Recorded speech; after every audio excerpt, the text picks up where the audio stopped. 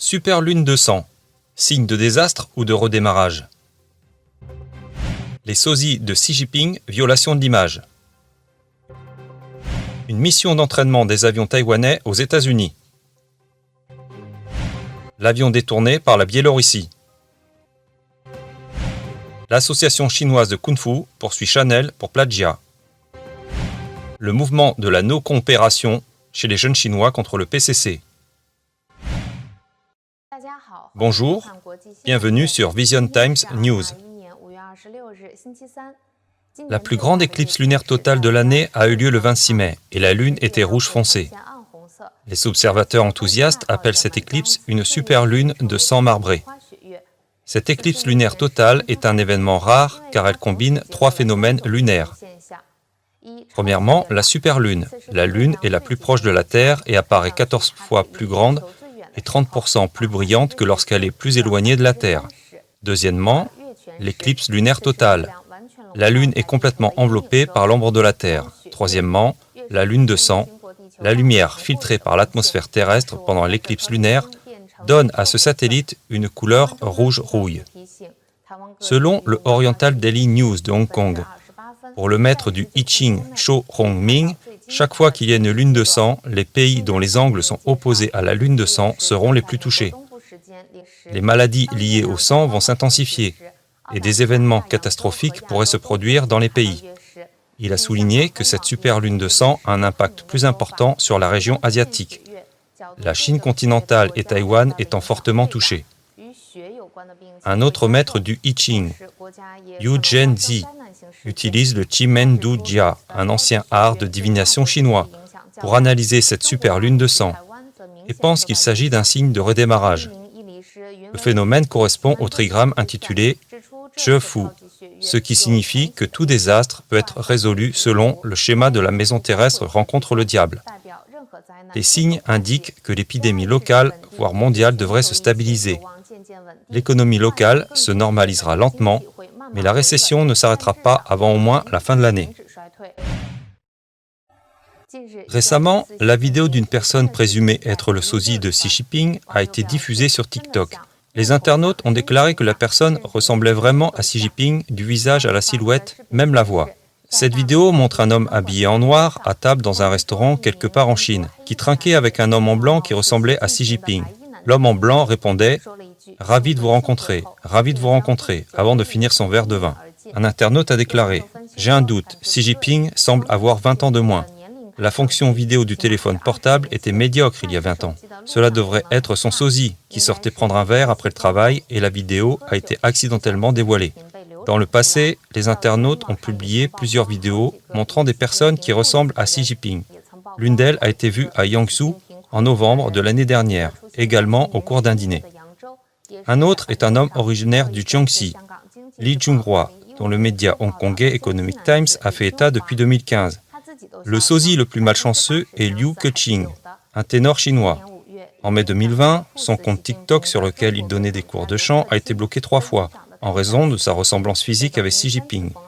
TikTok l'a qualifié de violation de l'image. Selon les médias taïwanais, 6 chasseurs monoplace F-16A taïwanais s'entraînant sur la base de Luke en Arizona sont retournés à la base de l'armée de l'air de Hualien le 13 mai, et 4 autres F-16A se sont envolés discrètement vers les États-Unis à minuit 57 le 25 mai dans le cadre d'une mission d'entraînement de remplacement. Les 4 chasseurs ont fait effacer l'emblème national et Helios de la 5e escadre sur les ailerons de queue. Ils ont également choisi de décoller au petit matin. Certains habitants de Hualien se sont réveillés pensant que les avions chinois communistes avaient profité de la nuit pour perturber Taïwan. L'incident a été rapporté dans une large section du China Global Network et suivi par Xinhua, qui a souligné que Zhu Fengliang, porte-parole du Bureau des affaires taïwanaises, avait déclaré qu'elle était fermement opposée à toute forme de lien militaire entre les États-Unis et Taïwan. L'armée taïwanaise n'a pas confirmé cette information. Le chercheur de l'Association chinoise de prospective stratégique, Zhe Zhong, a déclaré à Radio Free Asia que Taïwan possède une dizaine d'avions de combat F-16 sur la base américaine de Luke et qu'ils auraient dû retourner à Taïwan pour améliorer leurs performances selon le calendrier prévu. Mais comme le programme d'entraînement des F-16 est toujours en cours, il est impossible d'avoir un écart à long terme. Quant au changement de peinture avant de se rendre aux États-Unis, Xu Xiahuang, chercheur du groupe de réflexion du ministère de la Défense nationale de Taïwan, a déclaré que des facteurs politiques étaient en jeu. C'est peut-être lié à différents accords entre les différents pays et les États-Unis. Selon Xu, il n'est pas possible pour Taïwan de mener des exercices conjoints avec les États-Unis comme d'autres alliés des États-Unis. S'ils peuvent être mis en contact avec l'armée américaine, des instructeurs expérimentés de l'armée américaine peuvent leur enseigner la tactique et la guerre.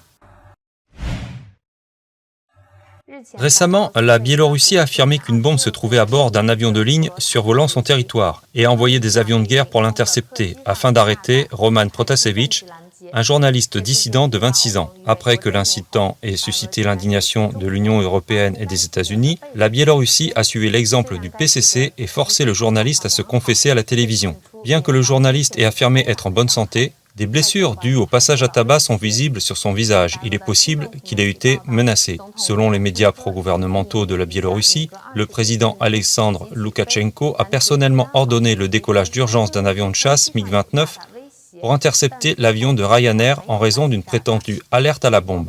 Mais aucune bombe n'a été trouvée dans l'avion.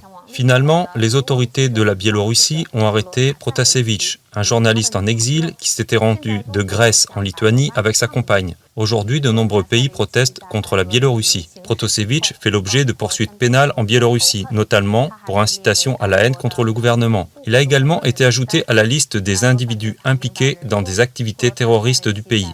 Les dirigeants de l'opposition en Biélorussie affirment que Protasevich pourrait être condamné à la peine de mort en Biélorussie. Les médias français ont rappelé que Loukachenko l'avait déjà réprimé lors des manifestations.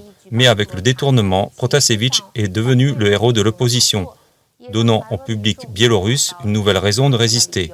Le bon ami de Loukachenko, Vladimir Poutine, viendra-t-il en aide ? La branche de Guizhou de l'Association chinoise des arts martiaux a récemment poursuivi l'enseigne française Chanel, dont la marque est accusée d'avoir prétendument copié l'arme traditionnelle chinoise Bagua Ziwu Yuangyue. La nouvelle a déclenché un vif débat sur l'Internet chinois. L'association a affirmé avoir intenté une action en justice officielle contre Chanel et l'affaire a été acceptée par le tribunal. L'audience va commencer dans peu de temps. Cependant, selon un reportage de Beck Economy, l'Association chinoise des arts martiaux et l'Association des arts martiaux de Guizhou ont tous nié l'affaire. De plus, l'Association chinoise des arts martiaux a annoncé qu'elle n'a pas de branche à Guizhou. En outre, Chanel a récemment poursuivi Huawei dans le cadre d'un conflit de marques. Le tribunal de l'Union européenne s'est prononcé contre Chanel mercredi. Maintenant, l'Association chinoise des arts martiaux poursuit Chanel pour violation de ses droits. Certains internautes chinois se sont dit en colère et d'autres se demandent qui aurait pu avoir cette idée si stupide. L'expression « se coucher » est devenue populaire sur Internet en Chine, reflétant l'attitude désespérée des jeunes Chinois face à leur avenir. Cette expression, qui signifie se coucher pour ne rien faire et refuser de travailler comme un robot pour le régime chinois, est considérée comme le mouvement de la non-coopération chinois. Ces jeunes sont qualifiés de préjudiciables à la société par le Parti communiste chinois. En d'autres termes, ils sont inexploitables selon les internautes. Ces dernières années, de plus en plus de jeunes Chinois ont adopté cette nouvelle attitude à l'égard de la vie. Ils ne veulent pas se marier ni avoir d'enfants, ils n'achètent pas de maison et de voitures, ils se contentent de maintenir un niveau de vie minimum, ils ne font que le minimum de travail et passent le reste de leur temps à se coucher et à faire ce qu'ils veulent. L'agence de presse Xinhua a ouvertement critiqué « Il est honteux de se coucher ». Mais les internautes ne sont pas d'accord. Certains ont répondu « Si on ne choisit pas ce mode de vie, on passe tout le temps à travailler de 9h à 21h et 6 jours par semaine. L'argent qu'on gagne, c'est pour le patron. Et on meurt de burn-out. Même la tombe, on ne peut l'utiliser que pendant 20 ans. S'il n'y a pas de loi juste, d'égalité dans l'éducation, ni de sécurité sociale, après toute une vie de labour, on va finir par se coucher. Alors pourquoi ne pas se coucher maintenant avec de la joie ?» Notre internaute a posté une caricature de poireau, un terme qu'on attribue au peuple chinois, l'esclave du PCC. Lorsque les pousses du poireau ont désespérément découvert que peu importe les efforts qu'elles font pour bien pousser, elles ne pourront pas échapper à leur destin ni rattraper la vitesse de cueillette, elles ont donc choisi de se mettre à plat pour stopper leur croissance et pour se détourner de la faux. La décision du poireau a stressé la faux, car si tous les poireaux s'inspirent de cela pour se mettre à plat, la faux ne sert plus à rien.